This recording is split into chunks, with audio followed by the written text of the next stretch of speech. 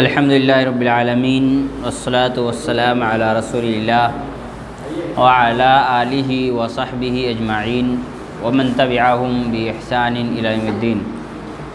اشہد ان لا الہ الا اللہ وحدہ لا شریک لہ واشہد ان محمدا عبدہ ورسولہ، اما بعد۔ الثالث التوحید واقسامہ۔ اس سے قبل کے دروس میں دو اسباق یا دو چیپٹرز کمپلیٹ ہوئے ہیں۔ پہلا تھا اللہ رب العالمین نے انسانوں کو کیوں پیدا کیا، الحکمۃ فی خلق الجن والانس، اور دوسرا تھا شروط و قبول العمل، عمل یعنی عبادت کے قبول ہونے کی شرطیں کیا کیا ہیں۔ اس کے بعد آج جو تیسرا چیپٹر ہے وہ ہے توحید اور اس کے اقسام۔ اگر حقیقی معنوں میں دیکھا جائے تو توحید اور اسی کے ارد گرد سارے کے سارے چیپٹرز ہیں، لیکن بنیادی طور پر توحید کو سمجھنے کے لیے یعنی اللہ رب العالمین کو سمجھنے اور اللہ رب العالمین کا حق ادا کرنے کے لیے توحید کو سمجھنا اور جاننا بہت زیادہ ضروری ہے۔ توحید معنی لا الہ الا اللہ، توحید معنی لا الہ الا اللہ، کلمہ توحید اسی کو کہا جاتا ہے جس کے اقرار کے ذریعے انسان اسلام میں داخل ہوتا ہے، مسلمان کہلاتا ہے۔ اس کی بنیاد توحید، اور اسی پر ہم گفتگو کریں گے کہ توحید کیا ہے، اس کو کیسے سمجھا جائے، اس کے حصے کیا کیا ہیں، اس کی قسمیں کیا کیا ہیں۔ اس لیے کہ ہمارے یہاں عام طور پر توحید کے سلسلے میں الگ الگ کانسیپٹ پائے جاتے ہیں، الگ الگ لوگوں کے یہاں پر افکار و نظریات پائے جاتے ہیں۔ اسلام قبول کرنے کا دعویٰ کرنے والوں میں بھی ایک بڑی تعداد ایسے لوگوں کی ہے جو اس معاملے میں بالکل انجان ہیں۔ اس کی وجہ یہ ہے کہ ان کا یہ ماننا ہے کہ صرف لا الہ الا اللہ کہہ لینا ہی ہمارے لیے کافی ہے، اس کے بعد وہ جیسے بھی زندگی گزارے اس سے کوئی فرق پڑنے والا نہیں ہے، جبکہ توحید، ایمان، لا الہ الا اللہ کہنا، اسلام میں داخل ہونا یہ اتنا آسان نہیں ہے۔ ہمارے یہاں ہر انسان کلمہ لا الہ الا اللہ پڑھ کر کے اپنے آپ کو مسلمان کہتا ہے، جبکہ ہم یہ جانتے ہیں کہ صرف لا الہ الا اللہ کہہ لینا ہی کافی نہیں ہوتا ہے۔ اب آپ دیکھیں کفار، مشرکین، ان کا کیا نقصان تھا لا الہ الا اللہ کہہ لینے سے؟ ابو جہل کو کیا تکلیف تھی لا الہ الا اللہ پڑھ لینے سے؟ ابو لہب ہے، عتبہ، شیبہ اور دوسرے کفار جنہوں نے مسلمانوں کو، رسول اللہ صلی اللہ علیہ وسلم کو، صحابہ اکرام جو اسلام قبول کیے ان کو، جو انہی میں سے تھے، ان کے رشتہ دار تھے، ان سے ان کا خون کا رشتہ تھا۔ حضرت مصعب بن عمیر رضی اللہ تعالی عنہ، جلیل القدر صحابی، ہم سب جانتے ہیں کہ بڑے مالدار گھرانے سے تھے۔ ایک انسان ایک ڈریس کتنے دن پہنتا ہوگا؟ 1 سال، 2 سال، ہے نا؟ بہت زیادہ پیسہ والا ہوا تو 1 سال کے بعد ڈریس نہیں، 1 سال پہن لیا، اب یہ پرانا ہوگا، اب نہیں پہننا ہے مجھ کو۔ مصعب بن عمیر رضی اللہ تعالیٰ عنہ کے بارے میں بعض اصحاب سیر نے کہا اور لکھا ہے کہ وہ ایک ڈریس 3 دن سے زیادہ نہیں پہنتے تھے، 3 دن کے بعد وہ دوبارہ اس کپڑے کو نہیں پہنتے تھے۔ اللہ نے اتنا زیادہ مال و دولت سے نوازا تھا، لیکن جب وہ اسلام قبول کیے تو ایسی صورت میں ایک پھٹا ہوا کمبل بدن پر لپیٹے ہوئے تھے، وہ بھی بیر کے پیڑ سے، بیر کے کانٹے سے اس کو اٹکا کر کے رکھے تھے۔ ان کے کپڑے سلانے کے لیے یا اس کو باندھنے کے لیے ایک بٹن تک ان کو میسر نہیں ہوا۔ اتنا سارا ٹھاٹ باٹ چھوڑ دیا، کس وجہ سے؟ صرف لا الہ الا اللہ پڑھنے سے۔ ان کے والد کو، ان کی والدہ کو کیا تکلیف تھی اس لا الہ الا اللہ سے؟ آج کے مسلمان کے بالمقابل اگر حقیقی معنوں میں دیکھا جائے تو مکے کے کفار اور مشرکین لا الہ الا اللہ کو بہتر سمجھتے تھے۔ ان کو معلوم تھا صرف لا الہ الا اللہ کہہ لینے سے ہی بات نہیں بن جائے گی، بلکہ اس کے بہت ساری باتیں ایسی ہیں اس میں جس کو کرنا ہوگا، اور بہت ساری چیزیں ایسے ہیں جس کو ہم کو چھوڑ دینا ہوگا۔ اپنی من مرضی زندگی نہیں گزار سکتے ہیں لا الہ الا اللہ پڑھ لینے کے بعد۔ جو منمانی طریقے سے ہم زندگی گزار رہے ہیں یہ ساری چیزیں ہم کو چھوڑ دینی ہوگی، اسی لیے وہ لا الہ الا اللہ پڑھنے کو راضی اور تیار نہیں تھے۔ اسی لا الہ الا اللہ کو اگر سمجھیں گے تو ہم اس کو توحید کا نام دیتے ہیں، اور اس کی کتنی قسمیں بتائی گئی ہیں، الگ الگ کتابوں میں اس کی الگ الگ تقسیم بتائی گئی، مگر گھوم پھر کر اس میں 3 باتیں پائی جاتی ہیں۔ سب سے پہلے کہتے ہیں التوحید لغۃ معنیہ الافراد، توحید یہ واحد سے بنا ہے، واحد کا معنی ہوتا ہے ایک، اسی سے بنا اکیلا، الون۔ تو التوحید معنیٰ ہو الافراد، تنہا، اکیلا۔ اللہ رب العالمین کی ذات تنہا اور اکیلا ہے، اسی لیے کہا گیا وَشَرْعًا إِفْرَادُ اللَّهِ تَعَالَى بِالْعِبَادَةِ، اللہ رب العالمین کو عبادت میں اکیلا سمجھنا اس کو توحید کہتے ہیں۔ وَيُنْقَسِمُ التَّوْحِيدُ إِلَى 3 أقسام، توحید کو 3 حصوں میں بانٹا گیا ہے، توحید الربوبیہ، توحید ربوبیت، توحید الالوہیت والعبادہ، توحید الوہیت والعبادت، اور توحید الاسماء والصفات، اللہ رب العالمین کی بہترین اور پاکیزہ صفات کی توحید۔ اب یہاں ہم اگر گفتگو کریں گے توحید پر تو تینوں قسموں کو ہم 3 الگ الگ دروس میں سمجھنے کی کوشش کریں گے، لیکن بنیادی طور پر توحید کا معنی کیا ہوا؟ اکیلا۔ اللہ رب العالمین اپنے افعال میں اکیلا ہے، یعنی جو کام اللہ کرتا ہے وہ تنہا اللہ رب العالمین کا ہے، اس میں کوئی دوسرا شریک نہیں ہو سکتا، کوئی کر بھی نہیں سکتا، اور کسی کو کرنے کا اختیار بھی اللہ رب العالمین نے نہیں دیا ہے۔ 3 باتیں آ گئی اس میں، کیا؟ اللہ رب العالمین کے جو کام اللہ نے بتایا ہے، جو بھی باتیں اللہ نے اپنے بارے میں بتائی کہ میں یہ کرتا ہوں، ان تمام کاموں کو اللہ اکیلا کرتا ہے۔ مطلب کیا ہوا کہ اللہ تعالیٰ ان کاموں میں کسی کا محتاج نہیں ہے۔ دوسرا، اس کام کو کوئی دوسرا نہیں کرتا، اس کا مطلب یہ ہوا کہ اللہ رب العالمین کے علاوہ کوئی دوسری ذات اس کائنات میں نہیں ہے جو اس طرح کے کام کر سکے، ٹھیک ہے۔ اور تیسری چیز، اللہ تعالیٰ نے یہ کام کرنے کا کسی کو اختیار نہیں دیا، اتھارٹی نہیں دیا ہے کہ چلو کسی کو اللہ نے اجازت دے دی ہو کہ یہ کام تم کر لو۔ مثال کے طور پر انسان کو پیدا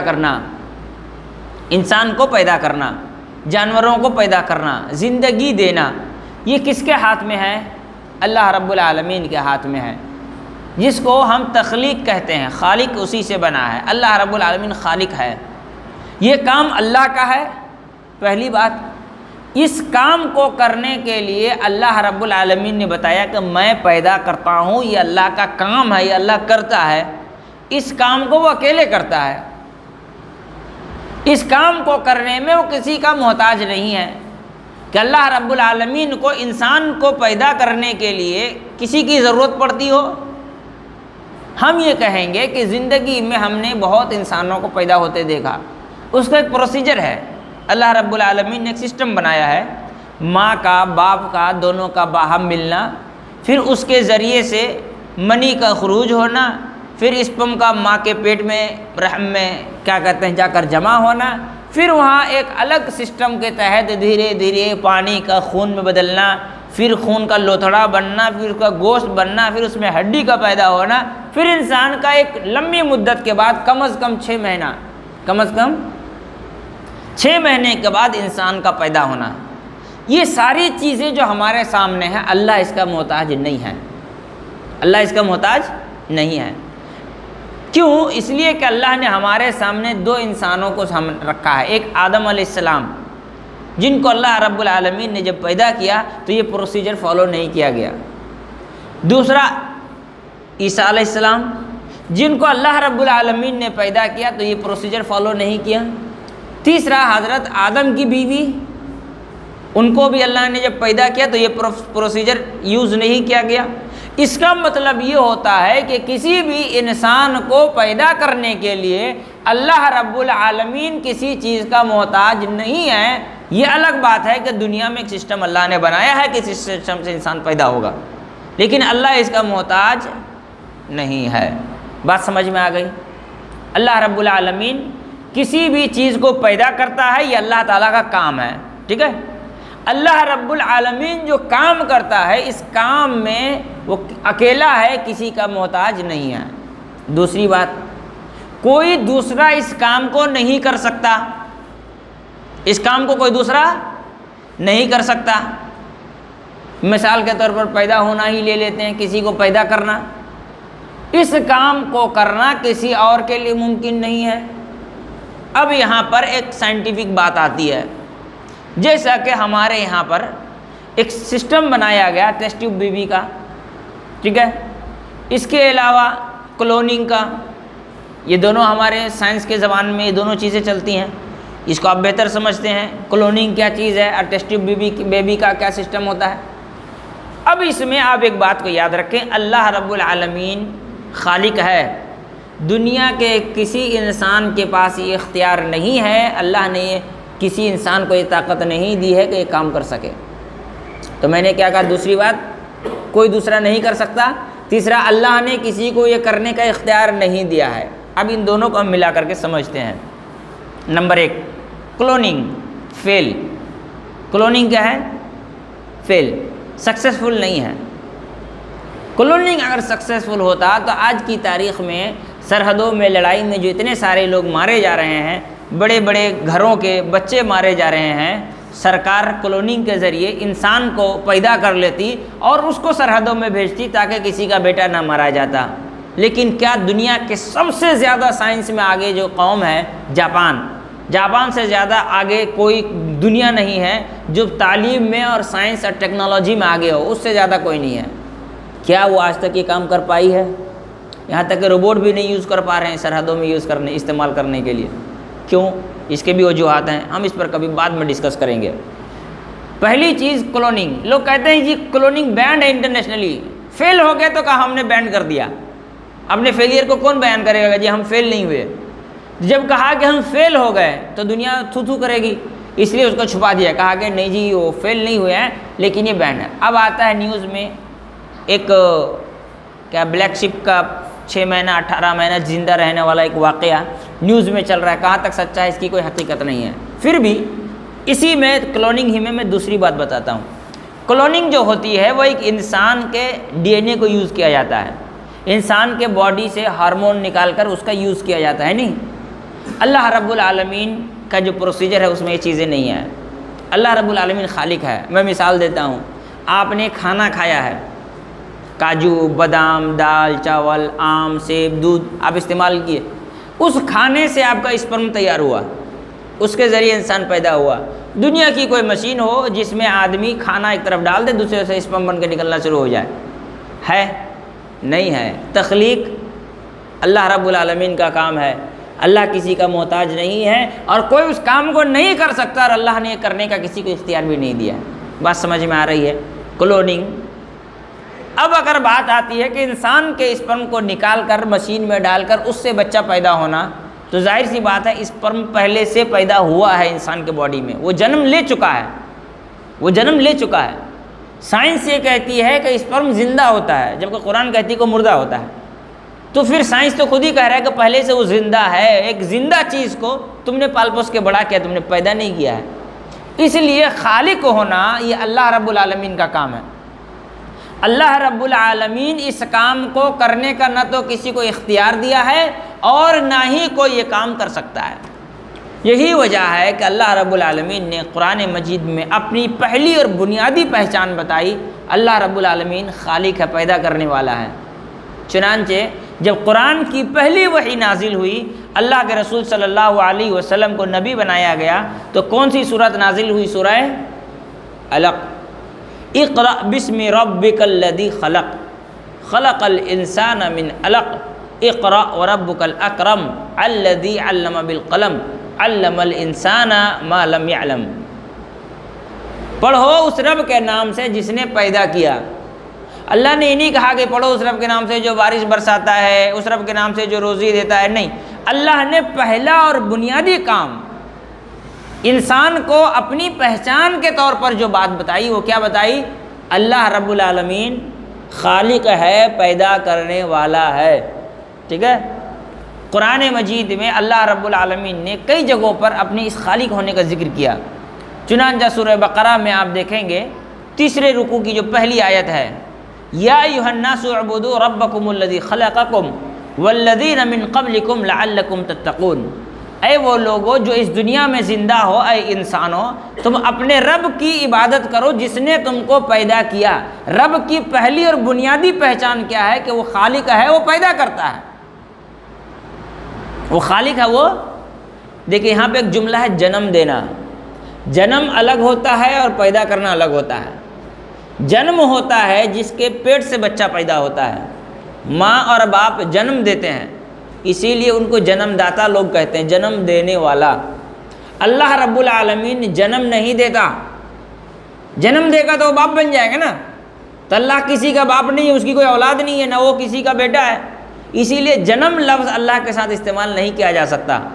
بہت سارے لوگ ہندی میں خالق کا ترجمہ جب کرنے جاتے ہیں تو جنم کر دیتے ہیں۔ جیسے کل ایک بیوقوف کی تقریر سن رہا تھا، ہاشمی میاں کو تو جانتے ہی ہوں گے سب لوگ، وہ تقریر کر رہا تھا تب بیوقوف بولا اللہ کیا کہتے ہیں جنم دیتا ہے جنم لیتا نہیں ہے۔ بولا اس بیوقوف کو یہ بھی پتہ نہیں ہے کہ جنم کا مطلب کیا ہے، بڑا مولوی صاحب بن کے تقریر کرتا گھوم رہا ہے۔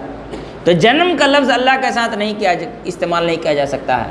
خالق، اگر آپ اس کو ترجمہ کرنے جائیں گے ہندی میں تو نرمان ترجمہ کیا جا سکتا ہے، نرمان کرنے والا، پیدا کرنے والا، بنانے والا، جبکہ خالق کا اصل کوئی اگر ترجمہ کرنے جائیں گے اردو میں تو پیدا کرنے والا، ہندی میں نرمان مانے بنانے والا کہا جا سکتا ہے، لیکن جنم لفظ اللہ کے لیے نہیں استعمال ہوگا، خالق کا معنی جنم نہیں ہوتا ہے۔ تو اللہ رب العالمین خالق ہے، یہ اللہ رب العالمین کا کام ہے۔ اب اللہ رب العالمین اس معاملے میں اکیلا ہے، کسی کا محتاج نہیں ہے، اس نے کسی کو یہ اختیار نہیں دیا کہ وہ یہ کر سکتا ہے، اور نہ ہی انسان کے بس کی بات ہے کہ وہ کسی کو پیدا کرے۔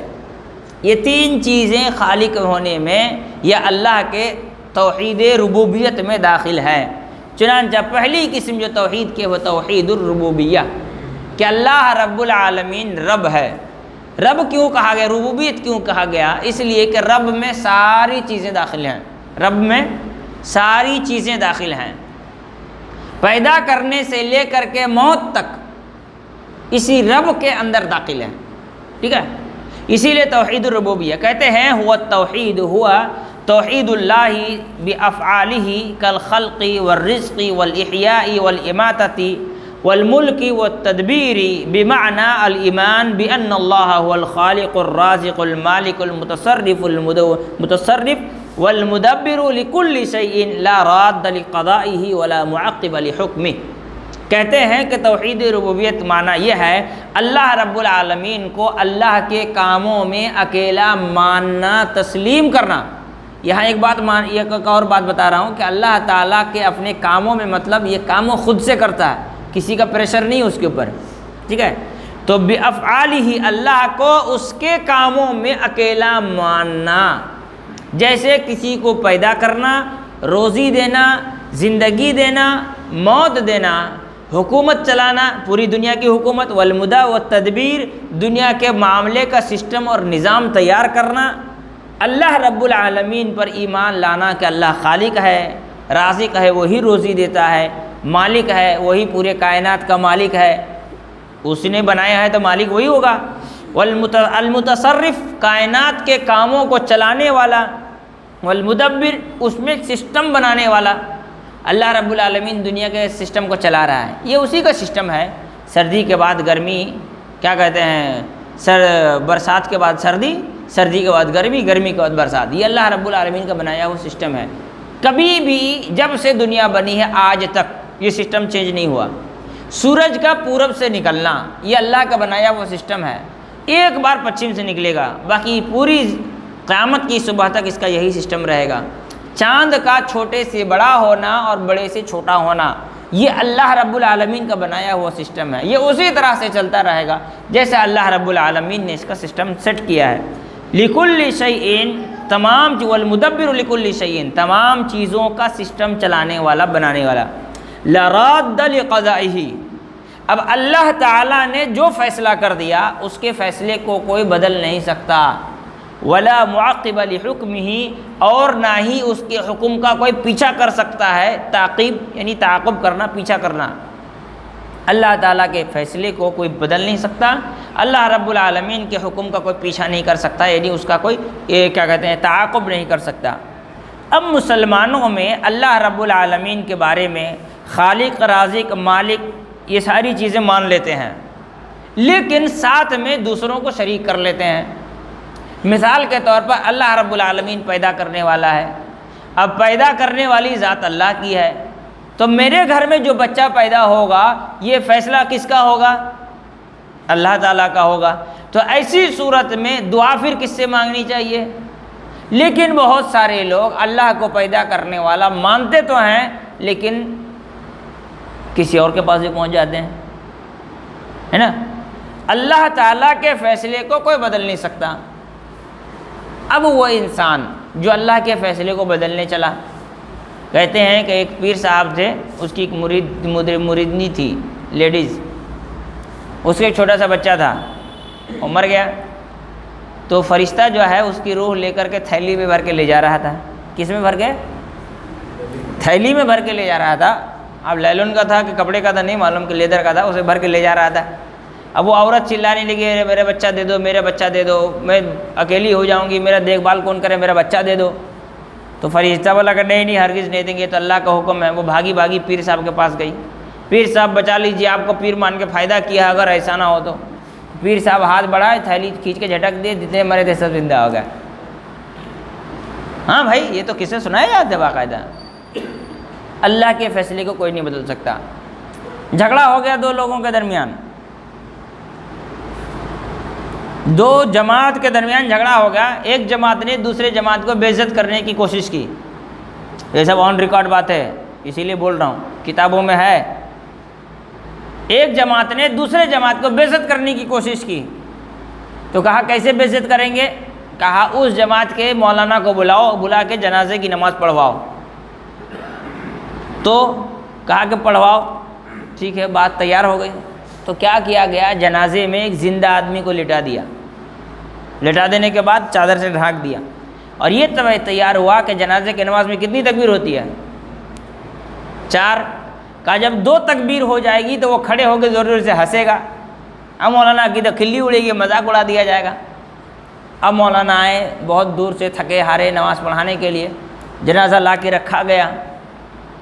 مولانا کو غصہ آ گیا، ان کو پتہ چل گیا ہوگا کہ اندر زندہ آدمی ہے۔ مولانا کو غصہ آ گیا، نماز شروع ہوئی، 2 تکبیر ہو گئی، اب 2 کے بعد کھڑا ہونا تھا، وہ تو کھڑا ہی نہیں ہوا۔ تو پیچھے سے لوگ کھانسنا شروع کیے، اور کم سے کم سو گیا ہو تو جاگ جائے بھائی، کھڑا ہو، کم سے کم مولوی صاحب کا مذاق اڑاؤ، کھانسے تو بھی نہیں اٹھا۔ نماز پوری کر دی مولانا نے، اس کے بعد کہا اب یہ قیامت سے پہلے نہیں جاگ سکتا۔ چادر ہٹا کے دیکھا گیا تو آدمی مردہ تھا۔ لو بھائی، اللہ کا فیصلہ بھی بدل گیا، موت و حیات کے مالک بھی بن گئے مولوی صاحب لوگ۔ کتابوں میں ہے بھائی، سب کتابوں میں ہے۔ اللہ کا فیصلہ ہے کہ آدمی مر جائے، اس کے بعد دوبارہ اس دنیا میں نہیں آئے گا۔ 15 شعبان کو آئے گی روحیں، ہے نا، ساری آتمائیں آئیں گی 15 شعبان کو، ہوتا ہے نا۔ اللہ کے فیصلے کو لوگ بدل دیتے ہیں۔ کہتے ہیں کہ ایک مرتبہ دارالعلوم دیوبند میں جھگڑا ہو گیا، 2 مولانا جھگڑا کر، دارالعلوم دیوبند 2 ہے معلوم ہے نا، 2 دارالعلوم دیوبند، ایک نہیں ہے، ایک دارالعلوم دیوبند اور ایک ہے جامعہ اسلامیہ وقف دارالعلوم دیوبند، ٹھیک ہے۔ تو جب جھگڑا ہو گیا تو وہ 2 حصہ ہو گیا، جھگڑا ہو کے 2 الگ الگ ادارے بن گئے، اس کا بھی لمبا چوڑا ہسٹوری ہے۔ تو کہنے لگے کہ ایک مولانا تھے، پریشان تھے کہ یار ہم ادھر جائیں کہ ادھر جائیں۔ تو اچانک صبح ایک مولانا آئے اور کہنے لگے کہ چلیے میرے روم پہ چلیے، میرے روم پہ چلیے۔ بولے کیا ہوا؟ لے چلیے میرے روم پہ چلیے۔ تو لے کے گئے ان کے روم پہ، بولے دیکھیے میرا یہ کمبل دیکھیے، کمبل ایک دم پانی سے بھیگا ہوا ہے۔ بولے یہ کیا ہے؟ ارے بھائی پسینے سے میرا کمبل بھیگا ہے۔ پسینے سے سخت سردی میں، دسمبر جنوری کی سردی میں، وہ بھی یو پی میں، پسینے سے آپ کا کمبل کیسے بھیگا؟ تو ایک مولانا کا نام لیے جن کو مرے ہوئے 50 سال ہو گیا تھا، کہا وہ ابھی میرے پاس آئے تھے اور آپ کو نصیحت کر کے گئے کہ اس جھگڑے میں مت پڑنا۔ لا راد لقضائہ، اللہ کے فیصلے کو کوئی نہیں بدل سکتا۔ یہاں سارے چیز بدل رہے ہیں اور سارے کے سارے مسلمان کہلاتے ہیں۔ بات سمجھ میں آ رہی ہے نا؟ اللہ رب العالمین ومن ادلۃ توحید الربوبیہ، توحید ربوبیت کی دلیل کیا ہے؟ قولہ تعالی، اللہ تعالیٰ نے کہا ان ربکم اللہ، تمہارا رب کون ہے؟ اللہ ہے، الذی خلق السماوات والارض فی ستۃ ایام، جس نے زمین اور آسمان کو 6 دنوں میں پیدا کیا۔ پیدا کرنے والا ہی رب ہو سکتا ہے، کوئی دوسرا نہیں ہو سکتا ہے۔ ثم استوى علی العرش، پھر وہ عرش پر مستوی ہوا۔ یغشی اللیل النہار یطلبہ حثیثا والشمس والقمر والنجوم مسخرات بامرہ الا لہ الخلق والامر تبارک اللہ رب العالمین، دن کو رات میں داخل کرتا ہے، سورج اور چاند کو نکالتا ہے، اپنے حکم سے چلاتا ہے، سورج چاند ستاروں کو اپنے حکم سے چلاتا ہے۔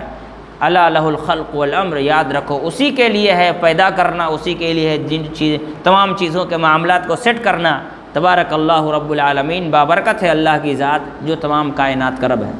یہاں اللہ رب العالمین نے جہاں اپنے خالق ہونے کا ذکر کیا، وہاں یہ بھی بتایا کہ 6 دنوں میں زمین آسمان کو پیدا کیا، وہاں یہ بھی بتایا کہ اللہ رب العالمین عرش پر مستوی ہے، وہاں اللہ نے یہ بھی بتایا کہ دن اور رات کو الٹتا پلٹتا اللہ رب العالمین ہے، وہاں یہ بھی بتایا کہ اللہ رب العالمین دن کے حصے کو رات میں گھسا دیتا ہے، رات کے حصے کو دن میں گھسا دیتا ہے۔ بھی فجر کی نماز کتنے بجے ہو رہی ہے؟ 5:15 بجے ہمارے یہاں جماعت ہے، یہ کیا کہتے ہیں 4:55 میں 4:50 میں اذان ہے۔ کچھ دن پہلے کتنا ہو رہا تھا؟ 5:10 میں اذان ہو رہی تھی۔ ابھی 3 بجے سے پہلے اذان ہو جائے گی کچھ دن کے بعد، ہے نا، 3 بجے سے پہلے اذان، تو دن کا حصہ رات میں چلا جاتا ہے، رات کا حصہ دن میں چلا جاتا ہے۔ سورج چاند ستاروں کا اللہ اپنے حکم سے چلاتا ہے، جب جس طرح سے چاہتا ہے چلاتے رہتا ہے، اور تمام چیزوں کا رب اللہ ہے، اسی کے ہاتھ میں، اللہ نے بتا دیا۔ وَهَذَا النَّوْعُ مِنَ التَّوْحِيدِ، اور یہ توحید کی وہ قسم ہے قد اقر بہ المشرکون الاولون، پرانے زمانے کے مشرک اس توحید کو مانتے تھے۔ کیا مانتے تھے؟ کہ اللہ ہی خالق ہے، مالک ہے، رازق ہے، داتا ہے، سب کچھ وہی ہے نا، سب کچھ اللہ رب العالمین ہے۔ وَلَكِنَّ هَذَا الْإِقْرَارُ لَمْ يُدْخِلْهُمْ فِي الْإِسْلَامِ، لیکن صرف اتنا مان لینے سے آدمی اسلام میں داخل نہیں ہو سکتا ہے۔ کیوں؟ لعدم اقرارہم بلازمہ وہو توحید الالوہیہ، اس کے ایک لازمی جز کو نہ ماننے کی وجہ سے، وہ ہے توحید الوہیت، جس پر ہم اگلے درس میں گفتگو کریں گے۔ لازمی جز کا مطلب ہوتا ہے ایک ایسا حصہ جس کو چھوڑ دینے سے وہ انکمپلیٹ ہوتا ہے۔ مثال کے طور پر یہ ہمارا کرتا ہے، کرتا میں 2 حصہ ہے، ایک آگے کا ایک پیچھے کا حصہ ہے۔ ایک حصے کو اگر آدمی لے لے تو اس کا کرتا تیار نہیں ہوگا جب تک کہ پیچھے والا حصہ اس کے ساتھ جوڑ کر سلائی نہ کر دیا جائے۔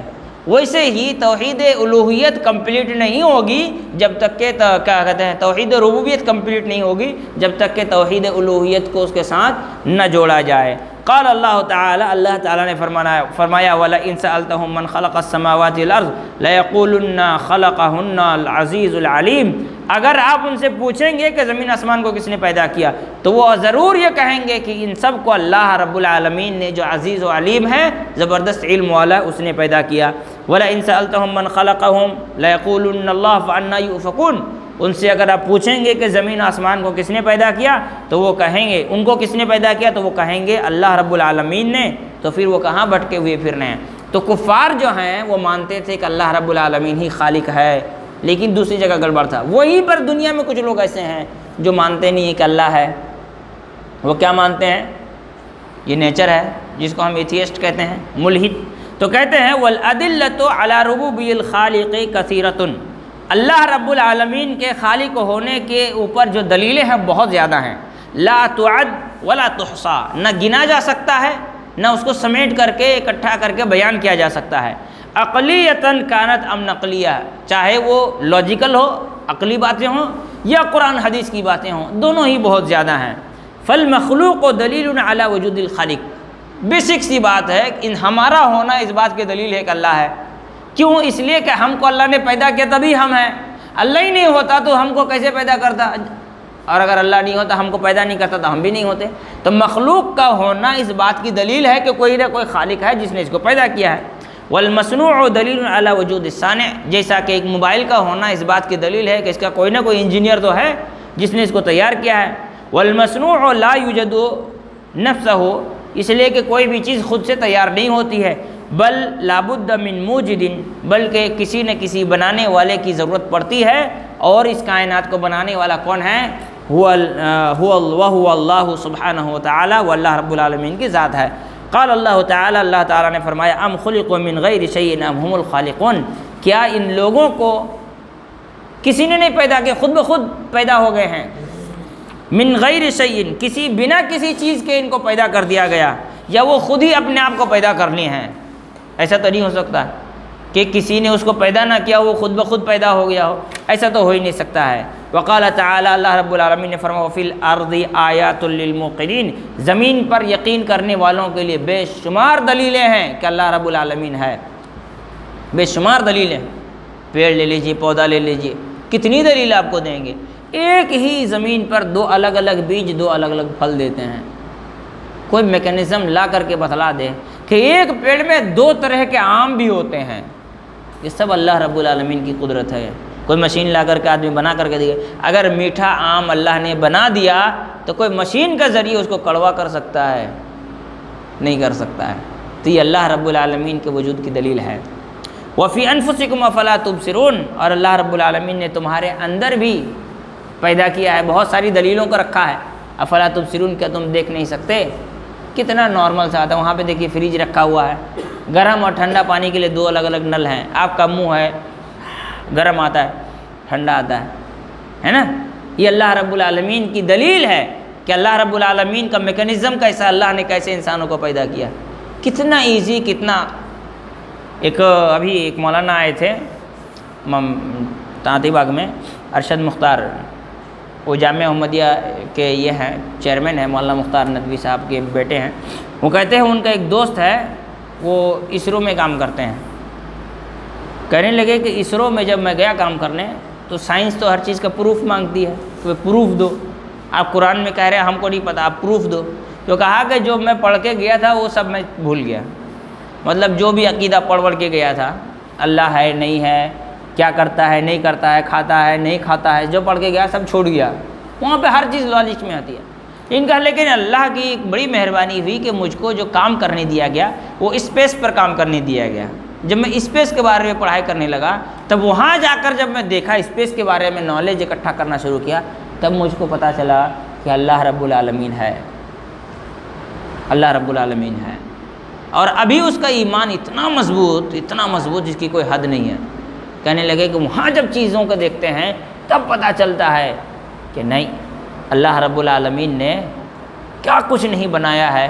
انسان اگر اس کو سوچنے پر آ جائے تو ایسی صورت میں ماننے پر مجبور ہو جائے گا کہ یقیناً کوئی ہے جس نے اس کائنات کو پیدا کیا ہے۔ بات سمجھ میں آ رہی ہے؟ آپ کو ایک بات بتا دیتا ہوں، کبھی بھی آپ کسی سائنٹسٹ کو ایتھیسٹ نہیں پائیں گے۔ ایتھیسٹ دو قسم کے لوگ ہوتے ہیں، ایک ٹریولر لوگ جو خالی گھومتے رہتے ہیں، دنیا گھومتے رہتے ہیں، ان کو پہاڑ کی خوبصورتی، چاند کی خوبصورتی، کیڑے مکوڑے کی خوبصورتی، یہی سب چیز ان کو نظر آتا ہے، ان کو اللہ نظر نہیں آتا ہے، جس کو ہندی میں دارشنک کہا جاتا ہے۔ گھومتے رہتا ہے، پہاڑ پودے، یہاں کا کلچر وہاں کا کلچر، یہ سب کا اسٹڈی کرتے رہتا ہے۔ دوسرے نمبر پر آپ ایتھیسٹ پائیں گے کس کو؟ جو لٹریچر کا کام کرتے ہیں، ہے نا؟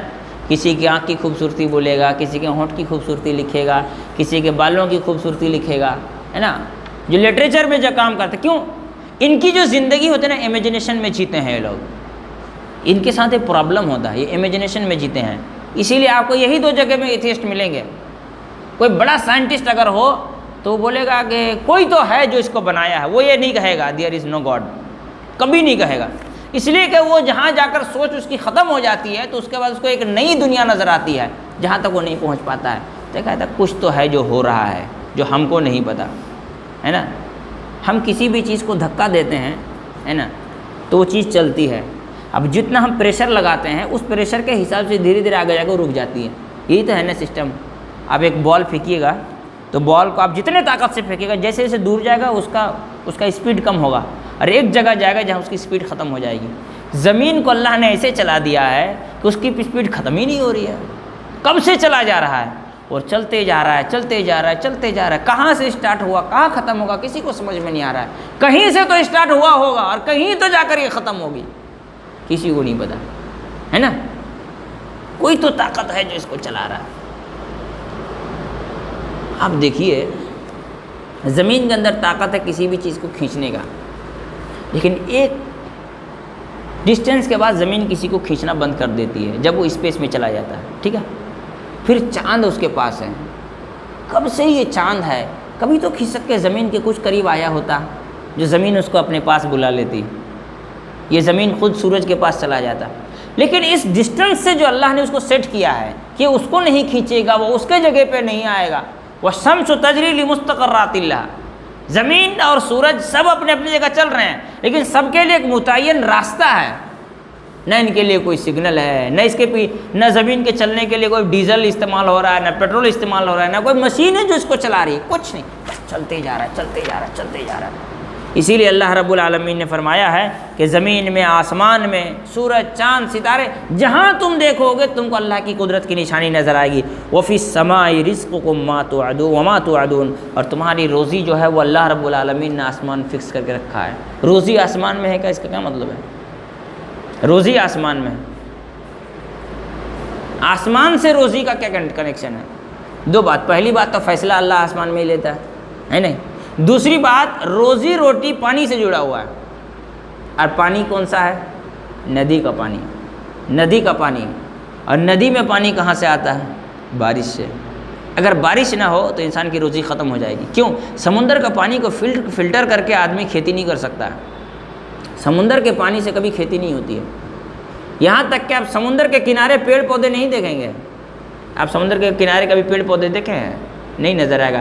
10 فٹ دور میں ایک پودا نظر آئے گا جو سمندر کا پانی نہیں پیتا ہے. وہ زمین کے اندر سے پانی کھینچتا ہے، وہ سمندر کا پانی نہیں ہوتا ہے.